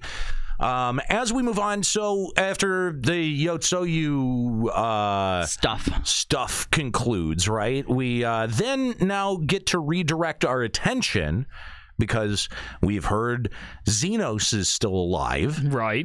We didn't just hear, we saw through the echo. Well, that is true. That is true. That we now return to Alamigo. By the way, did anyone else let out an audible like what the fuck when you know who wanted to go with you know what? Yeah, not really. Really? Because when he said that, I was like, what? I will say this. I was rather surprised only because I thought we would get a scene of him arriving. But the way that they went, I have some theories isn't the right word. Predictions? No, because I know it's not going to happen. Hunches. Let's say wishes, a wild dream. If Square-Enix were to handle this correctly, the burn, right, would be a whole new zone that they add for us to end up going to. And why though? Like, do you really want to go adventuring in the burn? I don't know. I think there's a lot of cool things that they could put in there. And the fact that, first of all, like sand, World of Warcraft did it recently to great effect. And the fact that, and normally I would have been like, there's no way that they would be able to pull off putting in like a whole new zone like midway through an expansion. But when you look at what they've done with the Eureka Zone and how well that was created, I think that if they wanted to, they could, right? And if the fact that this little story that we're seeing these cutscenes, if we just get to see a few cutscenes of them, ending up there and walking through it, and then that's it, bye-bye. Yeah, that's going to be real disappointing. That's what I'm sort of expecting because I had the complete opposite point of view on that. I thought that they had created that part of the map, in order to serve that That one purpose, that function in the story. I mean, that's more in their wheelhouse. And they made it the waste so that they could take, the Sogoli Desert and just, bleach it white. Make it whiter. And there you go. Done. I mean, that is definitely in Square-Enix's wheelhouse, and I 100% think that's it. I mean, because the other option is that they end up crashing in a place that has things in it. And you have to design all of those things, right? Designing things is hard. Right? Up until this point, have we heard anything about this area called the Burn? No. Because I mean, they said in the cutscene that upon seeing this, some emperor, that was the reason that Garlemald adopted the whole all icons must die. I mean, that's honestly, true. I think that if they put their mind to it and had good writers, that could they turn an area like that into something exciting to explore and put some interesting things out there? Sure. Can this Square Enix do it? No. I mean, I don't know. I felt like the Burn was a little bit of a cop-out because I would have been interested to see any other zone than just the White Desert. You know what I mean? Yeah. I would have been interested to know what exists in terms of the terrain around Garlemald. I'm very interested in the map and the world of Eorzea. I mean, Shadowhunter's been out there doing some shit, so it must not be too boring. Seems like it, yeah. Please look forward to it. So we go back to Doma, find the body that we're looking for is missing, and then back to Alamigo. Yes, that's what I meant. Which, by the way, whoever dug that grave, wow, are you lazy? Let's just put a rock over and hope nobody touches it. Remember when people were yelling at us saying that it's just a rock, it's not even a grave? Remember when that happened? No, you weren't here. I'm not talking to you. Remember that, Kallo? I don't know. Yeah, when we were going through the trailer. Okay, and people said it wasn't a grave. Yeah. Oh, they were like, it's just a rock. Right. Okay, yeah. It's just a planning meeting. And we were definitely right though about because they made sure to reinforce that. Oh no, he nearly cut his head off. Oh no, we definitely inspected him. Oh no, right. He was dead. Yeah, no, they made that fairly clear, abundantly clear. Okay, so while we're checking out the grave, we get observed by someone. An Elvon? He definitely looks Elvon. He's got the long ears on the hood, on the resistance. Or Elizin, rather. Sorry, yeah, whatever. I mean, yeah. And sort of like the gauntness of his cheeks, that is an Elizin. Yeah, it's Elizin. 100%. I would bet my balls on it. 110%. Okay. I'd bet twice his balls on it. So who is it? I mean, because at this point we're speculating, right? Right, yeah, because he goes to the scrap heap and flies away in the kind of ridiculous, Final Fantasy VI inspired Magitech armor, which would make me think that up until this point he was stuck there for some reason. Right? But the thing is though, he's got Xenos' sword. He does, and it looked like maybe even technique as well. I mean, could it be a protege of Xenos? It could just be a samurai. You think? Could be. Yeah, because he collected blades that were supposed to be powerful and shit, right? Yeah, and presumably Xenos doesn't have his special swords anymore because we killed him and looted the body like good adventurers. Well, I mean, Ook brings up a good point in the chat. It's also got his smark too. I think that guy's Xenos. You think? Yeah. I don't think that those are ears. I think that may be something else. I mean, it's possible. I mean, because he is a taller Hume, right? So maybe they just that's just the equipment they had to put on him. Maybe. He is buff. Why would he be dressed up as a resistance just to try to survive? How did he come back alive? How did he get the sword? I don't know. There's nothing about this that I like. Xenos wouldn't be the type to be undercover and just trying to survive. He would be like, all right, I got my sword. I'm going to kill all of you because I'm Xenos. I mean, he's not really undercover. The minute that he found out that the Scions are onto him, I mean, he made his move. He's off and away. We don't know where he was going. True. So, I mean, he may have been just trying to lie low and let the heat die off. I guess. But he was dead. This wasn't just oh, okay, he killed himself. Let's just leave the body and just dump it somewhere. Like they said, they looked at it, they inspected it, like the neck was split straight open. up. He's dead. clearly he used the salt entropic enzyme polymer to res himself. What if he's got a healing factor, like Wolverine? Does he have the Echo? Was he transfused with the Echo before? The Echo doesn't heal you. I mean, Echo can do anything. I mean, the Echo can give you plot armor, I think. The Echo can give you like plot armor like the Warp of Light. It can give you prophecy power like Cryo. Does she have prophecy power? But giving you Wolverine powers? It's possible. Was anyone else? The Echo is the de facto ex machina for this game. It can do whatever Square Enix wants it to do. Was anyone else slightly curious about what was written on the grave? Because we got references that it was defaced more than a few times and somebody had scrawled something on it. Now, see, if that ends up being some type of, like, magic or something that resurrected him, it still seems lazy, but it's one of the better theories that I've heard. Traz thinks it has something to do with Garlean tech. Garlean tech? Come on. I mean, I don't know that important Garleans keep coming back from the dead. Although the final scene of this patch would suggest otherwise. Yeah. Yeah. So anyway, one of our companions decides to disembark from our party and go with, let's just call it the enemy, right? Right. And while they're en route, they run into some problems. They get attacked. Right. Yeah. And the last... the last confrontation, the last duty that you play as, you don't actually play as your own character. You're role playing. Yeah, that's the buff. It says really? Oh my god, does no it? Shit? It says role playing. That's the title of the buff, and you are pretending, or you are role playing as someone else. That's interesting. I didn't know that. Mm-hmm. So we've got this last big plot point, and everyone is really going crazy over this, focusing on this because this is like the most interesting part of Final Fantasy to date. Yeah. Can we just spoil what it is? No, I mean, say why we're all super interested in. Well, we're super interested in the character of Shadowhunter. Shadowhunter is we can say what the game calls him. We can say what it showed in that very last scene, right? What's on his belt? Yeah. Ascian masks. Right. 4 blacks, 2 reds, and a white mask. Yeah. Not entirely sure what the difference between them is. Yes. Yeah, we don't know.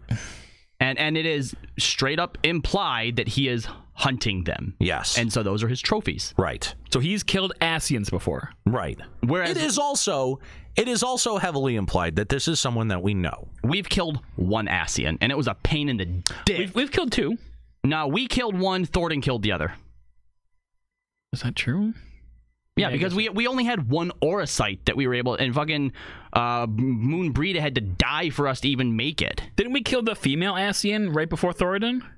We killed 1 of them because we only had the one Auracite. We didn't kill the one that we were at Ultima with, or did we? Yeah. Right. So, okay, hold on. We know that he's bested Ascians and took their masks. We don't know if he's actually killed them, though. He said that he hunts those, and then he throws the masks down. Yeah. So to me, that's implying I hunt these, and I got these because they were dead. Oh, I hunt them by just taking their masks. Well, I mean, you killed the body and you take the mask, but that doesn't mean you've killed the essence of an Ascian. Yeah, well, maybe it could be something that he either knows or doesn't know. We do know that through Elidibus, right? That you can basically kill an Ascian, but not kill their essence. Right. In order to keep them from coming back, you need the Auracite to trap them. Correct. So to really kill them. Well, maybe we don't need the Auracite. Maybe Shadowhunter has found the way. What? God damn it. Jesus. I can't believe you didn't say "do way." I mean, so whatever. I should have. Anyway, so a lot being made about this very last plot point. And it seems like everyone is universally praising it as well. I was not that impressed with this last plot point. Really? Well, nobody dies in Eorzea ever, do they? Okay. Now here's one of the things that I want to point out here, because you're right. It does suck that nobody can stay dead. But when a certain character, quote unquote, dies. Like, them coming back, not actually being dead, I think is a valid plot point in a world where it doesn't fucking happen to everyone, right? So let's look at this all by itself and not, keeping in mind that Square-Enix does this all the fucking time. It, on its own, is actually a pretty interesting turn of events. Yeah. Okay. Yeah. And we never saw the body. True. Which means that he's always alive. And for the first time, I feel like the story's actually pushing us in a direction that I'm interested to see where the fuck it's going. It does feel a little bit like it's starting to come full circle. Mm-hmm. That some of these things that feel like they don't make sense or that they're dangling plot threads might actually get shored up, which would be nice. I think that's what I would want from this point out of FF14. I would be a lot more engaged. I just don't know how much I expect it. You know what I mean? That's fair. I wouldn't go in really expecting anything. Yeah. That's definitely where I'm sitting at. I would feel a lot better about Stormblood as a whole if this patch was 4.1. I mean, I think that's probably fair. Again, I don't know why it took till 4.3 to get here. Yeah. Pretty much. I mean, we didn't do anything of note in 4.1 and 4.2. Yeah, so again, having skipped over 4.1 and 4.2, but having played 4.3, I don't feel like I missed anything. I mean, maybe I have missed anything, but guess what? Everything's holding up just fine. I mean, 4.2 basically put Raoban in charge of Alamigo. I thought Lise was in charge of Alamigo. He hands it off to Lise. Yeah. They're like together. Oh, right. Okay. He's in charge of the army or whatever. So he's doing the same thing in Alamigo that he did with the Sultana. Basically, and he's going to put Lise on his shoulder. Okay, so Lise is his Sultana. Gotcha. Tickle the butthole. What happened in 4.1? We got to listen to the Sultana cry. No, that was 4.2. We mocked Fordola in her jail cell. That was 4.2. I thought that was 4.1. What was 4? You know what? 4.1 must have happened in Doma, because then we came to Alamigo, or 4.1 in Doma, because 4.2 is Alamigo, 4.3 is Doma. Don't say shit. They like to they jump back and forth. I don't think that's what that was. I don't think it was. Yeah, I don't think it was. So what the fuck happened in 4.1? I don't have an idea. That was when we got Omega 2, right? Like with Doom Train and stuff? That was 4.2? That was motherfucker. Yeah. 4.1 was Alamigo. Oh, so that was with when they were like trying to reestablish the government. That was when the other dude with the Echo, when the Echo dude came to us, was like, "Hey guys, let's go on a treasure hunt." Yeah, that's what 4.1 was. It was the treasure hunt. Most Vani says that 4.1 was mocking Fordola because they haven't done 4.2. Which she'll actually mean in the throne room. Yeah. And then 4.2, right. Was right, because that whole Lakshmi in the throne room, when I got to that point having skipped stuff, I was like, oh wait, this actually seems interesting.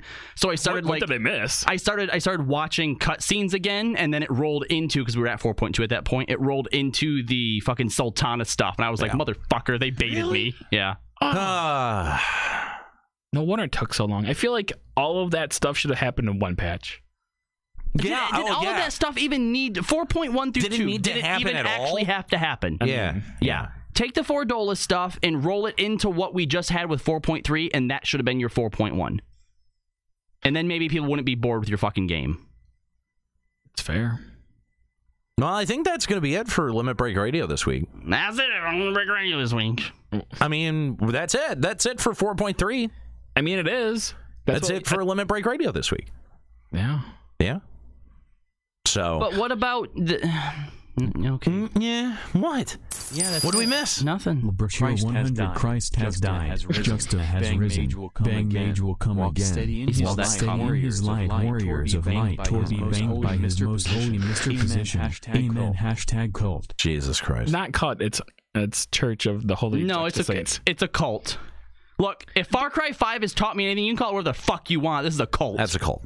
You're a cult. No. Anyway, I want to thank our callers today, Viviana and Frumpy, I guess. Yeah. I don't know if I should still after that donation, but I will. Thank you guys for calling in and for expressing your opinions about patch 4.3.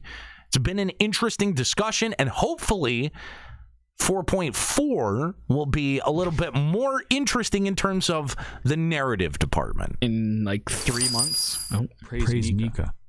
What? I don't know. No. I don't even know why you would. But that's going to be it for Limit Break Radio this week. Thanks, guys, for tuning in. We always appreciate you tuning in and for calling in. And if you're listening on the podcast and you want to be a part of the show, listen in on Sundays over at twitch.tv/Limit Break Radio. And make sure that you give us a call at Limit Break Radio on Skype, 810-515-8715, or limitbreakradio.com/Discord. Big thanks to Kooky as well as Lloyd, who have been hanging out on our phone lines today.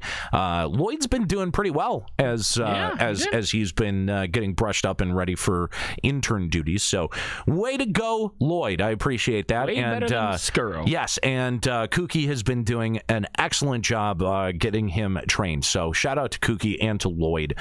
We thank you for your hard work each and every single week here on Limit Break Radio. Just before we go, though, I do want to report on what we're doing over on Patreon, because we didn't get a chance to talk about that early on, just got to talk about the campaign. But our Patreon right now is currently sitting at...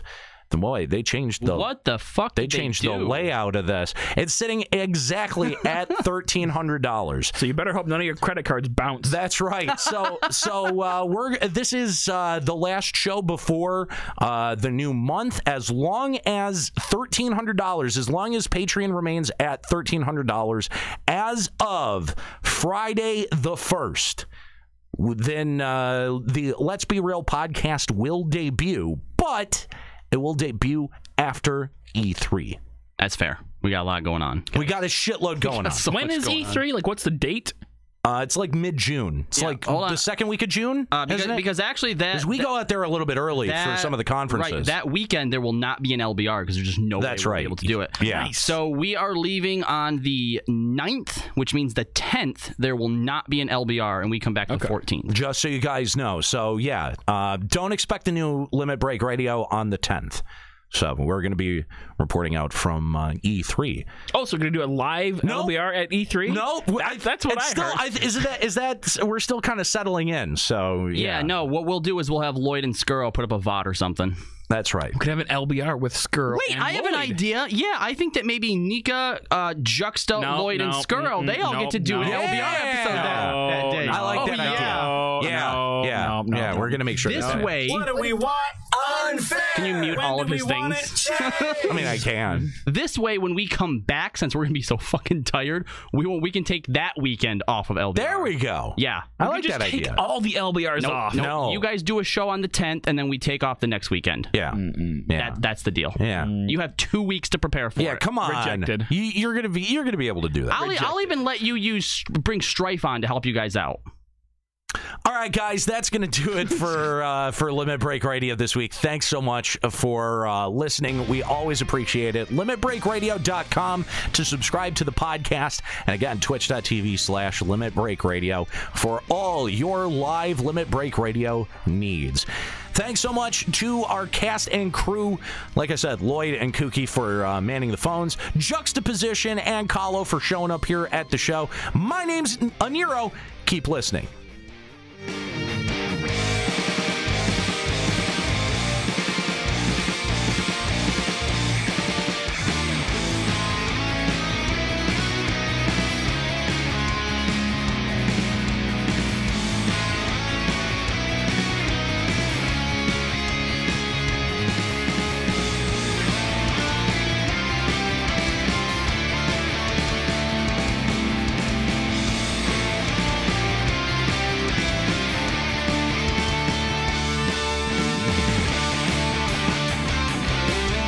Limit Break Radio is a production of LimitBreakRadio.com and Bender Media Productions. This episode was produced by Kallo and Juxtaposition and Kooky Persona.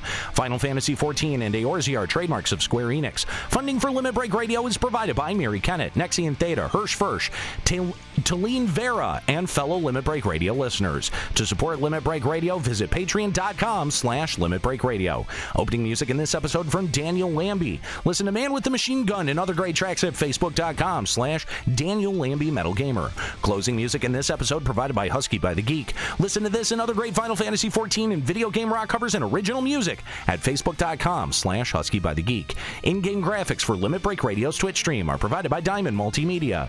Check out their line of AMD graphics cards and other hardware at diamondmm.com. Limit Break Radio and its hosts are solely responsible for its content.